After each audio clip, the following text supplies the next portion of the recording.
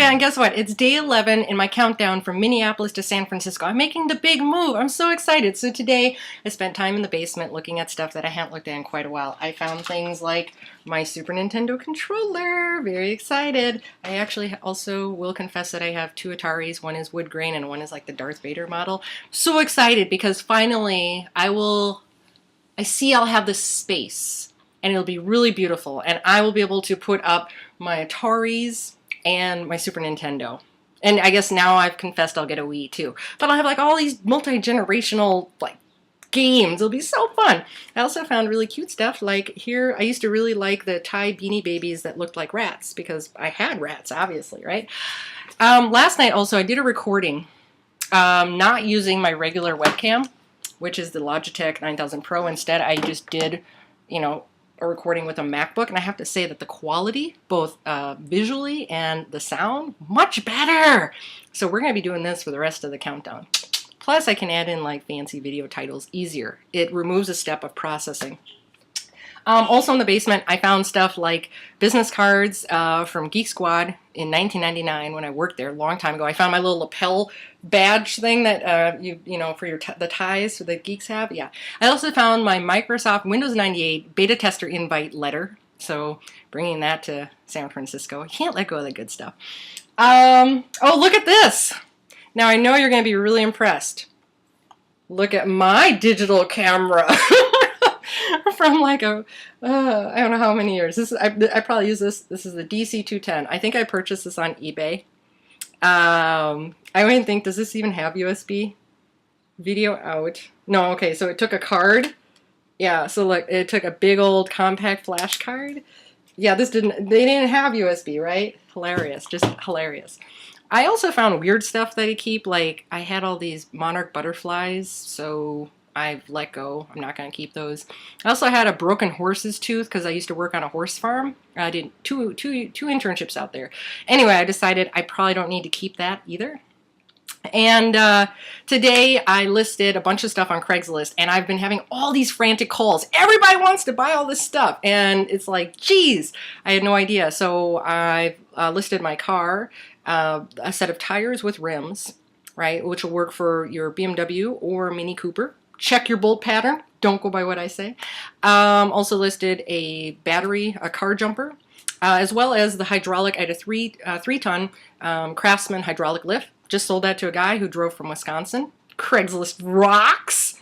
Yeah, and of course I made that video last night about PadMapper, which is a website that sits on top of Craigslist so that you can visually see the listings and receive email notifications. Very nice. With that said, love these headphones. I can walk around and listen to music if I'm playing something on Netflix or watching a movie. And it also works for Skype and answering phone calls. So I've been using this a lot because, I can't be at my desk. I'm like furiously packing. In fact, I'm going to have to take down the geek wall. Geek wall is going to have to come down soon. So, it's nice to say goodbye and hello at the same time. Remember, next Friday is my party, RSVP. You'll find the invitation on my blog, so you should go there and RSVP. What else? I don't know. I was just thinking about the past. Oh, let me share this.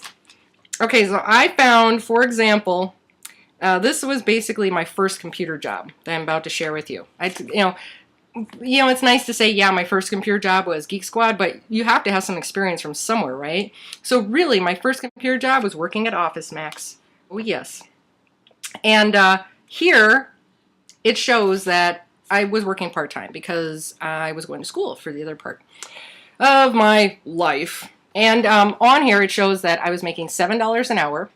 And so for 22 hours worked, I was earning $156.80, right? And then after deductions, which took out $8, after federal, Social Security, Medicare, and Minnesota state income tax, I then went home with $130. This was my bi-weekly paycheck.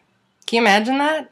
So that means in the month, I made $300. I mean, you can't get an apartment for that, right? And if you've ever tried to go to school full-time and work a part-time job, it's quite exhausting. The thing I want to bring up is I worked at Office Max because I knew they had a computer section, and I knew people didn't go to Office Max to buy computers, so I would have all this time to read the computer boxes and look at all the cables. You know, one of the conspiracies of the technology world is all these printers they would sell you with no cable. So then everybody would get home and they'd have their new printer and they're all excited, and there would be no LPT cable. That was before USB, folks. So it was like the parallel port, kind of the wider one. So they'd all have to come back to the store, and then that's where my section became important, and then I could show them to the cable. Anyway, but no, I just spent time reading, you know, a lot of the stuff that was in that section, and that's how I got familiar with PS2 ports and system requirements for not only for operating systems but for applications as well, like minimum operating. My computer at the time was pretty sad, so we have to do that currently for our careers. You have to look for opportunities.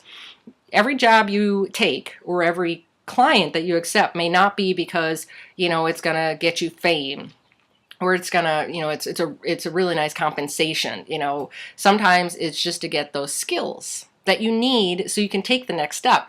Because then when I applied at Geek Squad, one of the things they did was they had me take a test. Right? And because I had the hands-on or the visual experience, I won't say I had hands-on experience at Office Max, but I was able to recognize what these items were and how they work together.